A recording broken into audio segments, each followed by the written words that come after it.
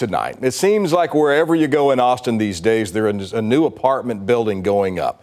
One new complex is on the way with a very special mission. KVUE's Jessica Cha spoke to the nonprofit building the complex about how much this will mean to the community.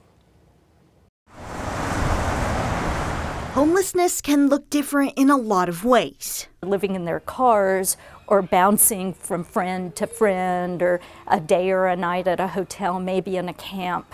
Julia Spann, CEO of Safe Alliance, a nonprofit that helps victims of domestic violence, sexual and child abuse, says there are many reasons why someone can become homeless. But often, there's one thing they have in common. Frequently, trauma was at the core of creating their homelessness. Spann says domestic violence contributes to the homeless epidemic. You are forced to flee your home in order to be safe and to keep your family safe. She says shelters don't always work for families, and transitional housing isn't always permanent. They need somewhere to go, and Spann says they have a plan. We're building what's called permanent supportive housing, and that's housing for victims of violence who also, their violence has caused homelessness. It's called the Lancaster, a 60-unit, affordable 5-story apartment off of 51st Street. Everything keeps victims and their healing in mind, down to the colors. We're part of a 7-agency collaboration that is putting housing on the ground for folks who are currently unhoused.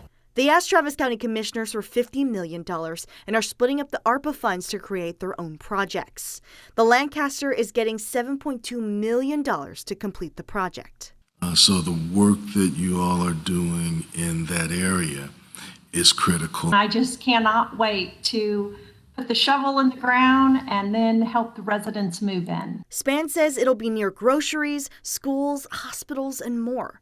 She says this is the first step to healing. We believe that housing is violence prevention, that housing is homelessness prevention, and it's a privilege to get to do work to prevent both those conditions. Helping to change how homelessness looks.